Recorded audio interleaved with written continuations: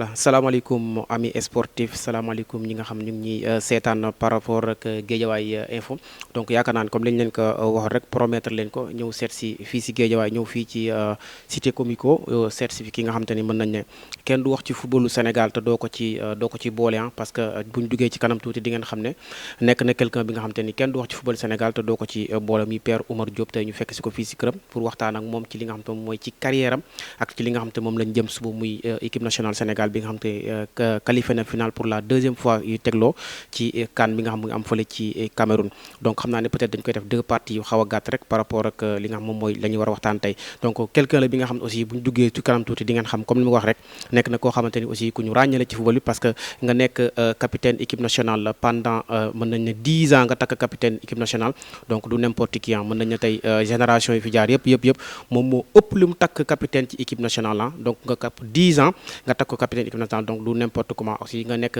capitaine ASFA pendant 13 ans kon yaakaar naa ni nekk na koo xam te ni tey ku ñu war a dalal la ci footballu Sénégal ñëw seet si ko ñu am fierté aussi ñëwaat fii parce que tamit koo xam te ni Guédiawaye la dëkk aussi ñu nekk Guédiawaye donc dañ naan na sotti si la ak def si xam naa dañ koy bàyyi mu nuyoo ba pare ñu doog a dugg ci waxtaan bi ndànk-ndànk Père ñu ngi lay nuyu.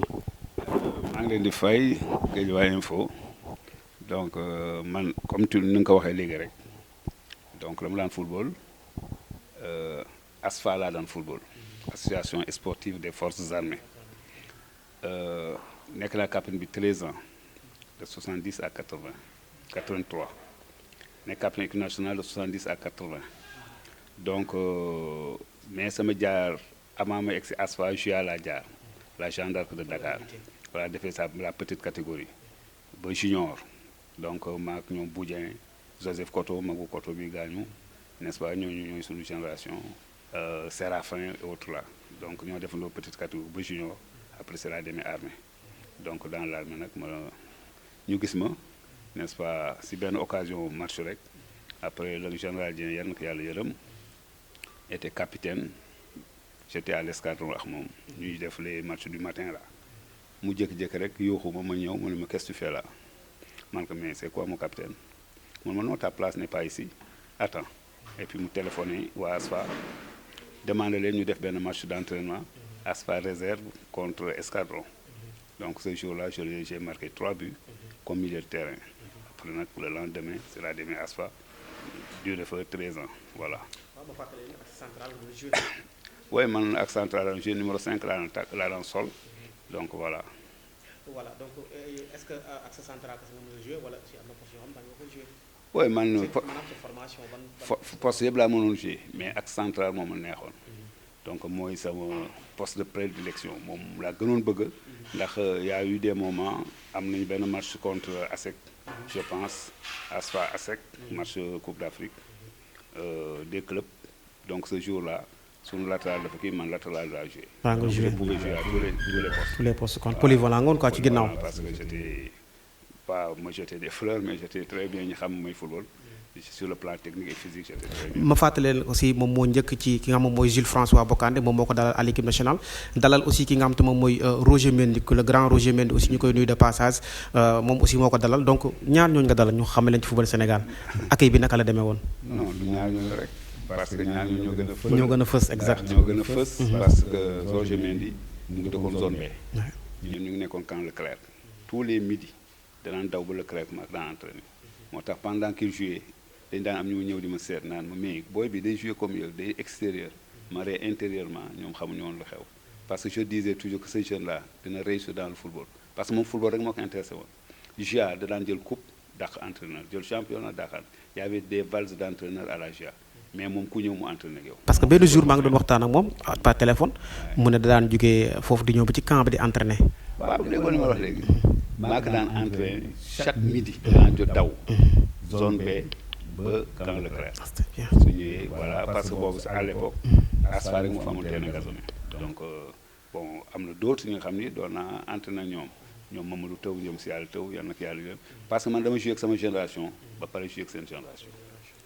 même Caire 86 man maa bañ football on a tout fait mais man comme Pelé moo doon sama référence moo doon sama idole dama ne ni Pelé bàyyee noonu lay bàyyi voilà keroog bu may bàyyi sama golaat laa teg bi ñuy préparé nu mu tëddee préparation. boobu woon nañ la ci sélection bi. non j'étais autofisé amul kenn ku nga xam ne ñëwul si man donc mais je disais comme je le vis hein man je dis que ne chaque chose en son temps il y avait des jeunes n'est-ce pas donc am nañu ay possibilités donc il faut les laisser jouer parce que ñun avec Mawad on partait toujours à 22 donc interchangeable donc ñoo bokkaande étant jeune espoir après naa woon tout de suite seen i photo fii étant jeune espoir donc dañ leen daan yóbbaale yenn saa yi ñu dugaleen si match donc c'est des gosses yi nga xam ne pare woon nañu donc c'était pas la peine di fa toog di jël ay temps il faut la ngeen xajal terrain bi ñeneen man c'est mon loolu mooy laay dund mag ñi ñun xale yi donc transmission bi dafa war a exactement mais figé j'ai refusé toujours refusé d'être figé entraîneur moo jàng entraîneur ma waat yàlla muy refusé d'être figé nga amoon benn duo bi nga xam te ni Sénégal yëpp ñu ngi koy xol bi léegi muy Diakhou Gueye bon Amadou Diakhou Gueye ngeen doon jouer duo à l'équipe nationale pendant très longtemps ngeen nekkoon benn duo de fer maanaam est-ce que explique ñu sa relation ak moom par le football moo tax football kenn mënu ko fay football lu mu mën moom rek moo ko mën Amadou Diakhou Gueye était le capitaine de la police mu dëkk Liberté 4 man sama carrière sportive maa ngi defee aux HLM 4 n'est-ce pas mais da daan tëj këram ñëw ak famille am sa jabaram ak yëpp ba mu nekk xam xaatu jabar kër ga. boobu avant ngeen ni bokk équipe nationale la. non boobu ñu bokk équipe nationale c'est équipe nationale nga xam maa ngi jiitu équipe nationale. jiitu na kay 2 ou 3 ans. il est plus jeune que moi mais dafa yàllaa defoon ñu xaatu on se comprenait et on s'entendait parce que moom dafa mënoon jouer 4 mu jouer 5 ma mën jouer 4 jouer 5 doon doo toog jëlal kii ak non position bu ñu fekk rek ñun dañu ko daan jouer loolu tax laay jaw naan bu muy reporter ba tey mosul gis duo bu mel nii parce que c'est une entente parfaite. la moo nekkoon seen fort. non suñu fort moom. parce que il paraît que daaw leen jël but yu bari. non on était prêt physiquement. on était prêt bon tactiquement et techniquement. n'est-ce pas donc suñu xoolantee rek daañu xam et puis man j'avais une vitesse extraordinaire moom lu gaa yëpp di wax. Séga Sakho da naan entraîneur bi day tëdd si kawam stade bi tëdd si kaw ñu ne bii mu effacé ko daanaa def exprès ñu passe attaquant muy daw ma taxaw ba mu départ. loolu dégg nañ ko parce que dañ daan hors-jeu sax arbitre du tiré ngeen daw dàqi leen. ma ne maa daan def exprès ñu passe attaquant comme quand je regarde la CAN là damay gis ay actes yoo xam ne bon on en reviendra donc un défenseur man je ne peux pas comprendre n'est-ce pas yenn lenteur yi bon peut-être te lii je l'ai travaillé ñëwuma rek man daw dama daan daw ba raw champion Sénégal je faisais les 100 mètres en 12 minutes ba ñu wutal ma licence athlétisme tous les responsables d'athlétisme d'alors amul ku ñëwul pour daan ma neexal di wax lu mais football moom ma neexoon sinon mënoon na nag champion athlétisme nekk athlète nekk champion. donc da nga ko daan pratiquer en même temps. non c'est que lépp l'ASFA c'était une grande école. ouais lépp fa nañu ko à l'époque. on se levait à 5 heures du matin pendant 13 ans 5 heures bu nekk laa ñu def 8 kilomètres kooku c'était juste pour dégager bon tëdd beeg yooyu. ba pare 9 heures ñu ñëw ci terrain on faisait un travail technique donc ñu jóge ba après-midi c'était un travail physique daw 100 mètres 80 mètres n'est-ce pas donc on alliait la technique à la physique parce qu'il y avait le capitaine Sarr à l'époque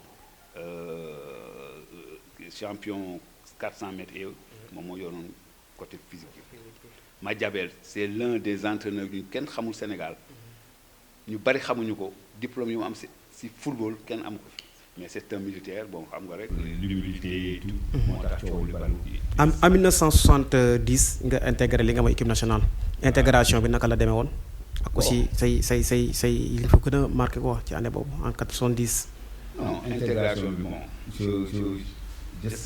je savais que c'était normal parce que comme je l'ai dit tout à l'heure Madiabel c'était mon entraîneur bu ñu doon ñu ASFA donc bu ma egsee dama entraîné 2 semaines mu woo ma toog mu ne ma si tu continues à servir dans 1 an tu iras en équipe nationale donc xamoon naa ne am naa possibilité dem équipe nationale en 6 mois laa fa def équipe nationale n'est-ce pas donc dem maag Diakhou dañu gàtt mais quel que soit nit lu mu jool soo tëbee jël sa photo parce que bu ngeen xoolee yéen ñaar da ngeen bokk même taille voilà da laa doon ay photo xale yi tëb ba su góor bi loxo mu yëkkati ko dañ ko entraîné je dis que les entraîneurs maintenant 2 ans rek la ñuy def amatul un travail technique un travail spécifique donc travail individuel spécifique parce que nga xool ne entre joueur bi lii moo ko manqué mën naa jox benn exemple mooy ñu ASFA damay doon bëgg nii la def entraîneur bi ma yooyu nañu ko ma jëf ni mel na nag tey su ma woon benn booy ne ko mel na nag daf ne paa bi daf ma saaga meer ga gis boppam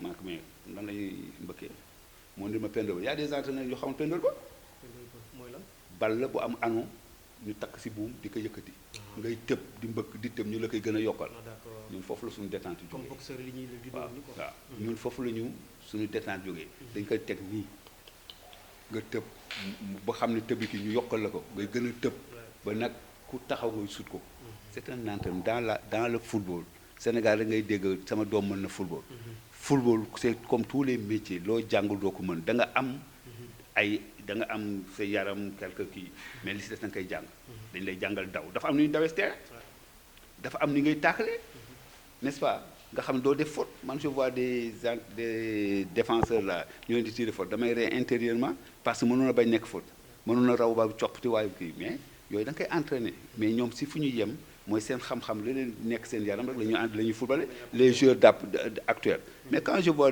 ce qu'on dit des professionnels mënoo di sa rater centre di rater passe les dernières passes nga mën a toog nii non je ne comprends pas parce que y a quoi donc lu ngay jëkk a def mooy observer le terrain fan laa ne sama partenaire fu mu ne fan la sama adversaire ne balaa bal bi ñëw mais da nga gis jël bal bi fekk partenaire am ngi taxaw ni mais tout de suite xelam mënoon naa ko passe daf koy passe wax naa ñu siif ko or que waroon na am réflexe defal un coup d'œil ndax waa jàng fa wala am na ku fa ñëw donc yooyu dañ koy entraîner moo tax équipe ma war su doon football li naan ñi fuy jóge dañuy déggoo tactiquement dañu baaxoon sa relation ak Mamadou Samassa parce que bokk na quelqu'un il paraît que ko xam bokk na ci sa carrière contribué na ci lu bari kooku yàlla na ko yàlla yaram ni ma mel moom la parce que je l'ai trouvé capitaine de l'ASFA xam nga bu ñuy ñëw ASFA sama génération on était moins de 23 ans à l'époque dafa am ay équipe moins de 23 ans ñu leen di defal championnat man maa jëkk a dugg ci jeunes yi moom moo doon capitaine bi moom sama sa organisation yi may def tout ce qui est moral et tout si moom laa gisee daf ñu daan jël des jeunes démb rek maa ko c'est dommage dama fàtte kon dama doon woo sama benn copain Babacar Sam mu ngi nii fii la dëkk n'est-ce pas il a joué à l'ASFA su ma toogoon fii moom mooy mën a expliquer su ma doon wax ni def na ma non noppil man maa mën a wax ci ASFA c'est un bon militaire de taille et tout à 20 ans lañ ko indi ASFA fa la jàngee tël ba dem équipe nationale duré fa donc l'ASFA c'est une école sama sa suñu daan jël je le dis au ça sama doom yi damay wax ne football nit ki daf koy bëgg mais yéen da ngeen di bëggantu football man football dama ko bëggoon ba sama koñ Umar Bal la ñu daan tuddee foo mu fekk maa ngi bal maa ngi doon jàngee école Saint-Pierre bu zone A directeur bi tubaab la woon da daan télé foofu football ndax daf ne c'est un jeu brutal mais saa yu nangoo sama bal boobu Casa mooy meilleur bal ça coûté 450 foo mu fekk maa ngi 500 saa yu nangoo sama bal ma jëndiwaat mënuma taseeg man te yoruma bal parce que dama bëggoon bal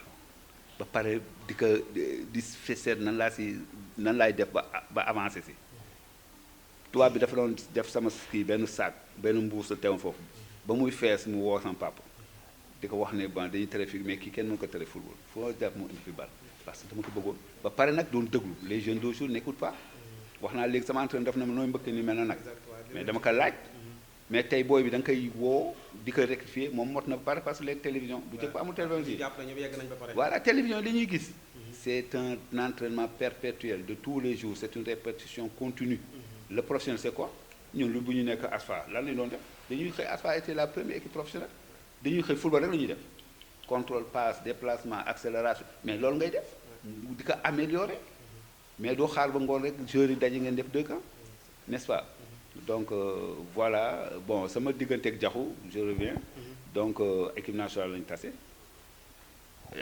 lañu tase ñu déggoo nekk xarit moom du woon moom rek de ak Moustapha Ndiaye yal na ko yàlla yërëm c'était un latéral de Gorée ñun ñett ñu naa bokk toujours nekk suñuy voyage équipe nationale. léegi sa longévité en équipe nationale lan nga jàpp ne moo koy indi. sama hygiène de vie dama bëggoon bal li ma doon dund ba may football moom laay dund ba tey soo ñëwee fii 9 fekk nga tëdd na moom laay wax on était des jeunes de 20 ans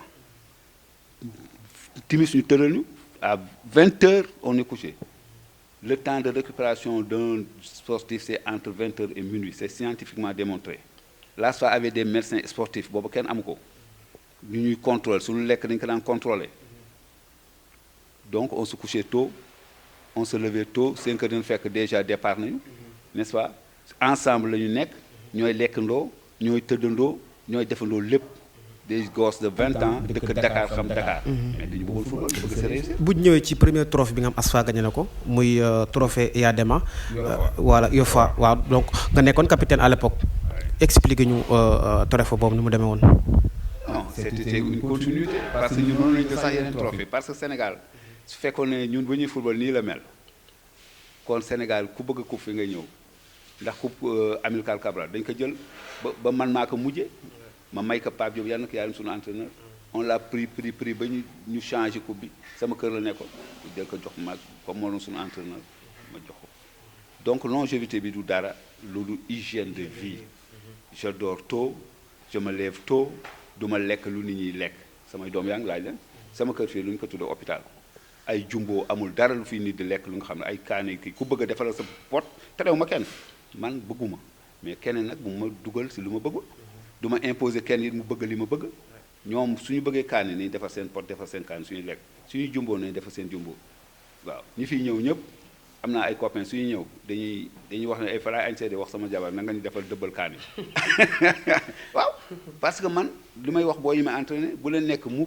al toppee bu du nit def baax na non man je refuse toujours ça même dans l'armée nga xam ne armée bu njëkk moo gën a garaaw gars yi dañuy wax chaque jour ñu ne kii tey ñu dàq ko man du ma nangu pour faire comme je le dis aux gosses et à mes amis bu kenn def lu ma neex defal li nga parce que neex na la kaa ñu def lii su la neexul wax ma ne ah man bëgguma si bopp parce que man noonu lay réagir donc je n'impose rien à personne mais personne ne m'impose n'est-ce pas donc nga gis ki nga xam moom mooy ASFA à l'époque mu bokkoon ci parmi les meilleurs clubs du championnat Sénégal donc ASFA actuellement nii ñu koy wax ci ay division nationale wala régionale boo déggee loolu lan la lay def. non kooku c'est une autre histoire ASFA mu yàqu ba yàgg na. jaaral ci yàqu bi lu tax mu yàqu. lu tax mu yàqu parce que l'ASFA était au devant de ses dirigeants ndax ñoom à l'époque ASFA danaa gagné rek lundi Mohamed lundi général lu mu jëkk laaj ana journal boobu soleil moo am si gannaaw la ñuy def sport tous les matins général su jógee moom la ñuy jëkk laaj mu xool ASFA parce que ASFA la doon support n'est-ce pas donc su football ñoom résultat bi rek moo intéressé woon pas intéressé mais seen niveau boobu moo doon ko ASFA ngi gagné il donnait les moyens pour que l'ASFA vive bien qu'il faut l'ASFA soit dans des bonnes conditions et puis ñu am résultat mais préparer wuñu l'avenir de l'ASFA préparer des techniciens qui bon man mën naa wax loolu parce que man je suis une exception parce que ils ont tout fait pour que ma am ay diplôme de sport su ma bëggu nangu woon Sénégal maa fi ëpp diplôme fu nekk bëggoon nañu ma fi yóbbu mais j'ai refusé parce que yàgg naa équipe nationale temps yooyu yàgg naa ci football Sénégal et l'entraîneur n'était qu'un porteur de chapeau dañ lay orienter di désorienter te man kenn du ma diriger li ma sama xel jox kenn mënu ko kii nit ki mënul entraîner mu ngi nii Mohamed sama doom man awma doom waa ji ci football la ñuy tase li mu mën moom lay placer su mënu mu toog fële donc man du loolu laa xam ba xam ne mënuma nekk entraîneur dañ tay damay toog xool ay entraîneur damay ree parce que man je n'accepterai jamais entraîner des jeunes des personnes nga xam ne kii moo mën kii te ay ñaar aucun entraîneur au monde bu xam ne kii moo koy gagné nit ñëw sa gannaaw fexe nga bu dugal keneen loolu je ne le fais. seen match bi Kinshasa fële parce que dégg naa match boobu jour tabaski nekkoon na match boo xam te ni bokk na dugg na ci mémoire sénégalais est-ce que mënuñu ci jaarati match boobu. tabaski boobu man sax bu ma ñëwee fay naa si rajo ndax benn pas bu Bosquet dóoree. dernier pénalty bi dafa dóor rajo mu toj. dama extrait mu ñëw sama kër ne ma fay ma rajo mais ñun nag. xam naa ne chance la. parce que amuñu woon lu ñu ragal. amul lu ñu fit. mënoon nañu football te dara mënuñu. parce que dégg naa da ngeen ñëwoon terrain stade bi fees dell. stade bi dafa fees ba kii wax non seulement sax avant ñu dugg mais si entrée bi dafa def soow ak deret. ak deret fees tel wutuñu sax fu ñu def si biir la ñuy jaar dem fekk orchestre fu nekk di fecc wala leen amuñu aucune pression. n'est-ce pas donc comme ñoo doon fii 2-0. bu ñu demee fële ñoom ñoo dugal dégg naa tout minute dañ ci première minute lañ dugal. tout ça arbitre bi comme l'Afrique la arbitrage africain gis naa fii ay arbitre yi xam ne. suma si Coupe d'Afrique bi. vraiment ñooñu suñu demee ndax am nañu famille n'est-ce pas. un match en diurne ne se termine pas en nocturne. bu mu lënd bi commencé le lëm ñu wax arbitre bi donc c'était un match à rejouer. arbitre bi gars yi dégg fee négocier ak moom wax a wax ba mu accepté du film. ñu am benn coup franc un coup franc indirect ku ko dóor directement. su duggee c'est pas voilà exact. ñu am coup franc indirect dóor ko ñun ñëpp ñu waa fa mu dugg arbitre bi ne à retirer donc. bi noonu la duggee ñu def ñu dóoraat coup franc bi. et voilà bu ñu defee kii ñu toog di discuter pour que ne match bi ñu reprendre ay waxante arbitre ñu ne nañ koy jouer. mais ñu dem série penalty yi. n'est-ce pas si série yi nag lañ leen gagné parce que ñun dara fees woon suñu bët hein. dara fees woon suñu bët. mais on a joué fii ici contre le Nigéria ñu dóor ko 3-1 ñu dem Nigéria. ñu jël Mawad notre entraîneur teg ñaari berger allemand. pour du wax ñu ne su waxee ñu gagné leen loolu amati na. nga fanaan si hôtel bu nga xam ne dañuy teg orchestre pour ngeen bañ nelaw ñuy tëgg ba bët set càgg ji di jaarante excusez-moi du terme. di kii pour provoquer les gens. loolu dafa amati ko ñëweeti. donc le terrain est balisé mais les conditions yi nekk. tey su fekkoon ne booba sa RTS rek moo am. n'est-ce pas bon coow li mënul woon bari. journaliste sportif yi bariwul woon. donc yéen lan moo leen manqué woon autant pour ngeen mën a nekk champion d'Afrique parce que dañ daan dégg ay talent yu mag ci équipe nationale mais ba léegi nii mënaguñ nekk champion d'Afrique lan nga jàpp ne moo leen manqué woon autant. ay sàcc ay parce que doo soo revoir l'histoire doo gis mu Sénégal fu ñu ko dóoree 2 buts 1-0 lay doon voilà donc ay 1-0 ndax ñun dañu daan wax ni sunu attaquant yi dugal leen kenn dootuñu gañ. dugal leen kenn duñu gagné parce que on était confiant on était confiant en nous-mêmes et on savait que ne li ñuy def xam nañ que daañu tuuti def caaxaan yàlla nag moo xamoon n'est-ce pas mais conditions yi ñu daan dundee et puis forme championnat bi c'est pas comme maintenant. waaw am na léegi. groupe lay nekk te léegi loolu match aller retour la. bon xam naa ne conditions yi si ëpp daal. conditions d'organisation yi ak d'hébergement yi daan fekkee yi joué si daal. voilà et puis ñun football bi dañ ko defoon rek. pour notre peuple. dañ daan football pour le patriotisme moo nekkoon si ñun. n'est-ce pas surtout bëgguñu si woon dara les gens yi man quand je te dis que Pelé bu mu créé Cosmos. allez voir le journal jaune 2. c'était le journal sportif. Pelé bu mu créé Cosmos j'étais le seul Africain présenté. Mamour Mbodj c'est un dirigeant du Jaraaf. il est venu me voir ne ma kaay général bi sama xarit la. kaay ma libéré la nekk sama manager xamul tax dem. am na ma Sénégal yaakaar su ma demee ko jël sama place. exact foofu du affaire xaalis. mais ça ne veut pas dire que boos yi. li ñuy classe bi man je suis d'accord avec. mais ñoom nañu muyee seen maillot. xam ne drapeau national la ñuy defar. pour liggéey nag ñu fay dañu leen fay seen xaalis. il paraît que am nga année boo demoon jugee ASFA dem Liban lan moo la fa yóbbuwoon ak lan moo doon motif bi. non c'était bon Liban c'était dans le cadre du travail du service. parce que booba aussi c'est une autre histoire. parce que dañu amoon benn commandant. bu wax sax turam. bu nga xam ne bu muy nekk ay sous-officier supérieur daf ñu daan topp. nekk suñu supporter et tout. donc yàlla def ba année boobu bon il était officier. donc ñu dégg ASFA. je sais que ne am na complexe. si anciens yi. parce que comme ay morom la ñu meloon. donc man noonu la laa waaw parce que il paraît que noonu lañ fexe ba génne leen ASFA. écarté leen ñu xale yi lañ soxla léegi. dañu def une préparation hivernale. daal di ñëw toog mu daal di ñëw ak colonel kii daal di ñëw ne bon voilà nous voulons une équipe jeune loolu fan la am. ñu bu ñu ASFA dañu fekk des anciens. on s'est battu pour jël seen place. exact. n'est-ce pas. Bon, nous voulons une équipe jeune, donc pour vous remercier, on va vous amener au Liban. loolu mooy yóbbu Liban man Samb bi ma lay wax mu ngi nii dëkk fii. Duutee ak Laay Ngom. bu ñu demee Liban c'était la première année bu ASFA dem deuxième division. bu ñu ñëwee ñu rappelé ñu man Samb Laay Ngom. pour ngeen ñëwaat jouer. ñu ñëwaat le jouer. Parce que moi en 81 la. Ouais. loolu soo gisee ma ne j'ai fait l'ASFA pendant jusqu'en 83. Ouais. c'est parce qu'en 81 la ñu fa jëlee. mais dañu rappelé. ngeen ñëwaat bokkaat. ñu ñëw bokk. ñu taseeg JA ñu taseeg Casa Sport dóor ko 2-0. taseeg Jaraaf dóor ko 2-0. taseeg JA dóor ko 2-0. man si laa retiré nag sama bopp. bàyyi quoi. rocceeku. parce que y avait des jeunes koo si ma daan dinaa la wax photo yi léegi. ñu ngi fii ñu nga xam maa leen doon encadré. sama koñ et tout ñëwoon nañu ASFA maa fexe ba ñëw ASFA. donc c' était des gosses qui étaient bien. donc ñu ma joué ak ñoom quelques matchs yooyu. après ma rocceeku man dem toog. donc voilà ñun noonu la ñuy jëlee woon ASFA ñu indiwaat nañu par force. ndax année boobu travail hivernal bi ñu doon def ñu ko defee Kédougou. y avait un jeune médecin léegi c' est un kii la professeur Louis principal. suñu tawee ba ñëw day jàpp sama poule. mais vous êtes le plus jeune de l'équipe. man ma ree si biir. ne ko man dàq nañu ba mu ñëwaat.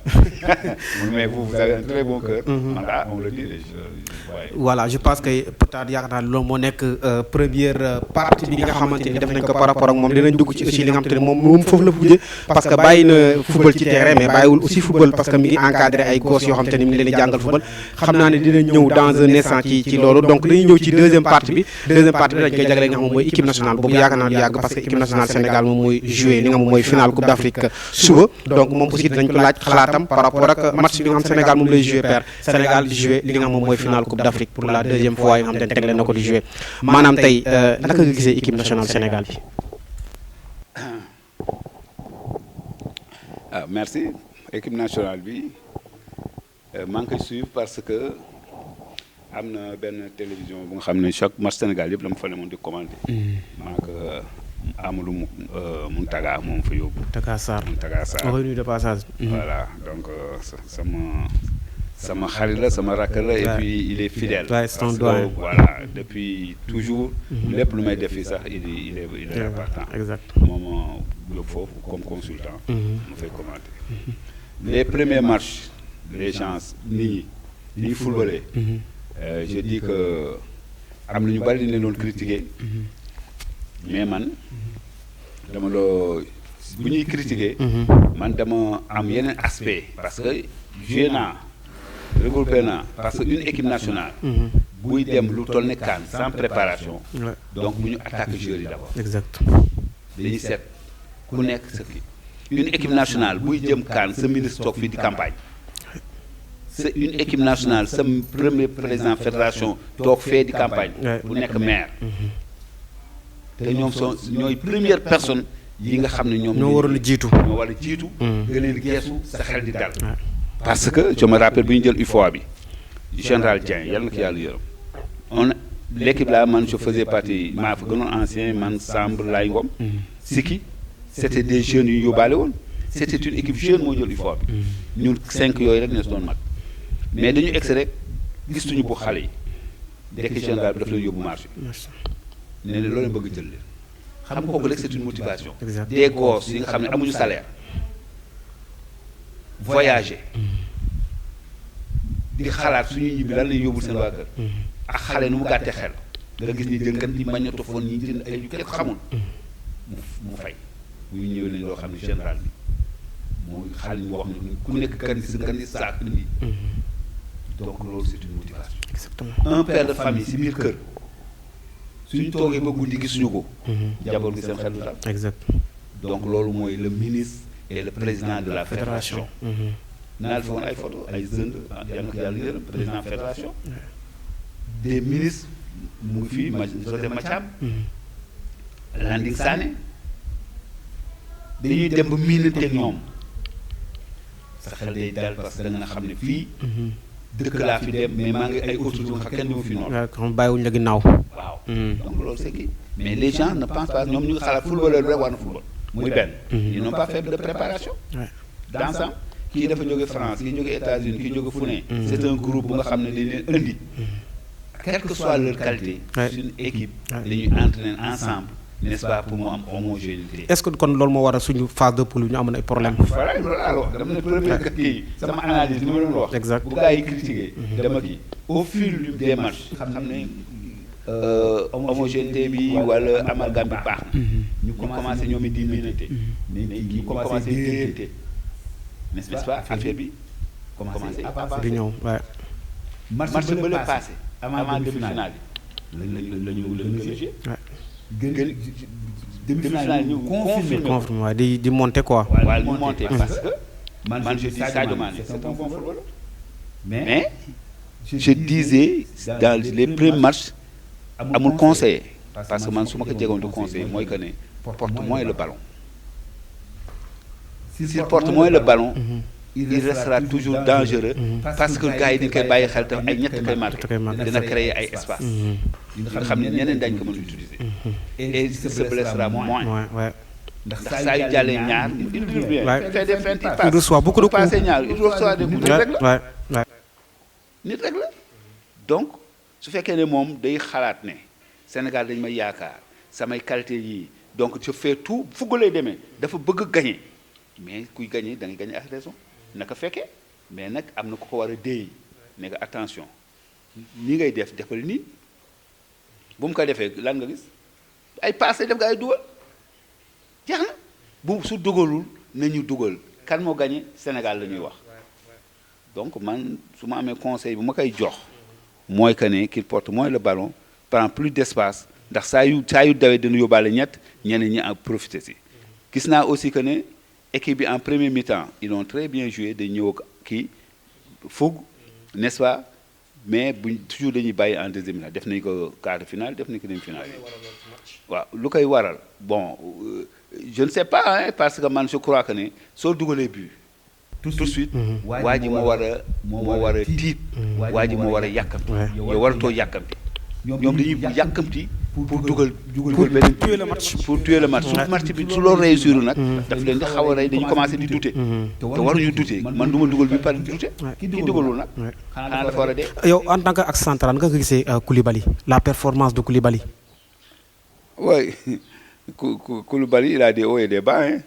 Ouais, il a des hauts et des bas heureusement que les actions les plus dangereuses yi nga xam ne dina ko sauver waaw et puis il s'entend bien avec Ablaye Diallo ouais. Bon Ablaye Diallo qui soit moins n'est-ce pas moins confiant parce que excès de confiance daf koy jouer exact j'ai excès de confiance loolu c'est dangereux ndax bal la rek gis nga Burkina bi bal bi ñu ko ñàkk donc bii rek tëdd pousse exact man pourtant dafa doon jox son partenaire mais xalaat si comme lu wax information joueur tey duñ ko def il faut s'informer fan laa ne fan laa toog am sama adversaire donc je vois aussi que ne joueurs yi seen information dafa des mais je crois que attaque nu mu tëddee arni bu ñu ñëwee comme saa yi mooy nekk rey loolu laa doon il faut qu'ils sachent qu'ils défendent une nation drapeau la ñu défendre gis nga keroog bu ñu gagné tout de même nañ ñu mënoon nañu dee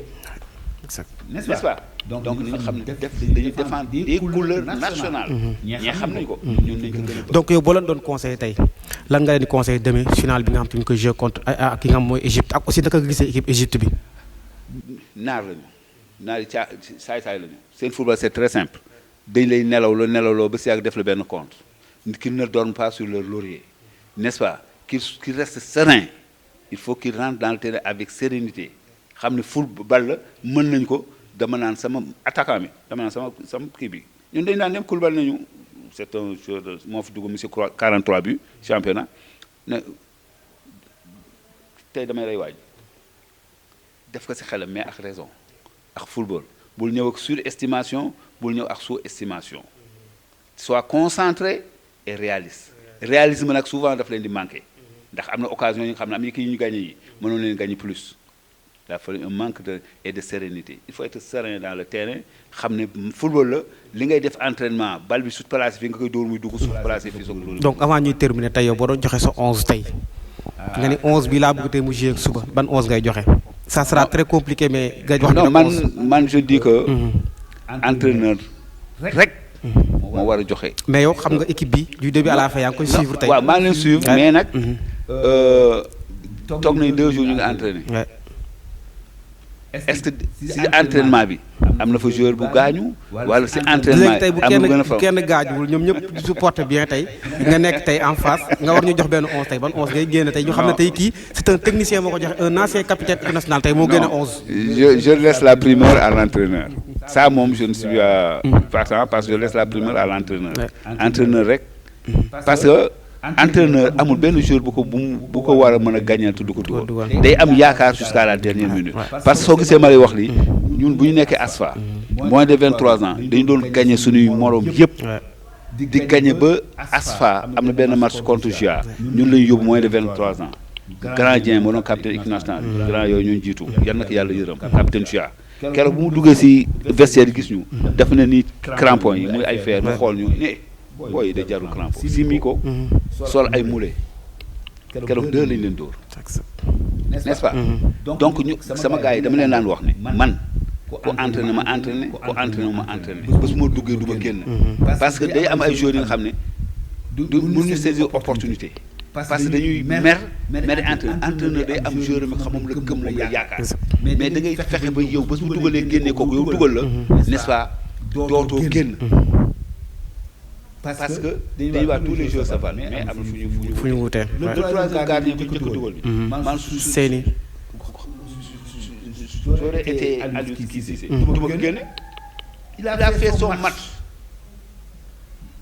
li mu def gardien bi def ko mais aussi moom mooy troisième gardien bi dafa newoon ci ay problème ñëwaat na aussi est-ce que tamit jàpp na moom dafay war ñëwaat jël place am non place amul si équipe pour man il n'y a pas de place parce que loolu mën na ko décourager mën na wax ne dañ ma xeeb tous les joueurs se valent ki nga dugal su defee li mu war a def bàyyi ko fa ba mu def lu mu warul def man amul joueur bi nekk ci kaw bu ne ci suuf le gars qui rend service à l'équipe le gars qui peut nous faire gagner suñ ko dugalee war ñu suba ñu génne ko mais lan moo rey kii Diao Baldé dañu dem ba dafa douter man Diao bu ñu ko daan génnee bu yàgg ba dama ne kii xanaa dafa am problème Aliou Cissé il faisait ses matchs on le faisait sortir on le faisait toujours remplaçant quelles que soient ses qualités toujours man su ma doon moom sax su ma woowee équipe nationale du ma ñëw parce que su fa ñëwee it mu ngi xalaat suñ ko dugal il dootul gëm boppam le troisième gardien laa ñu dugal ko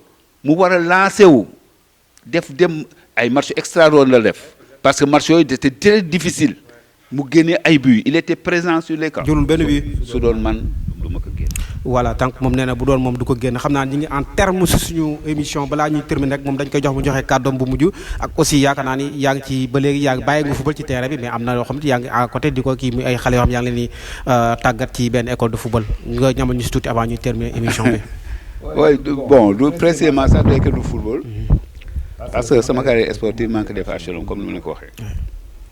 mais quand bu ma sama yaay moo dëkk Sëñ Assane.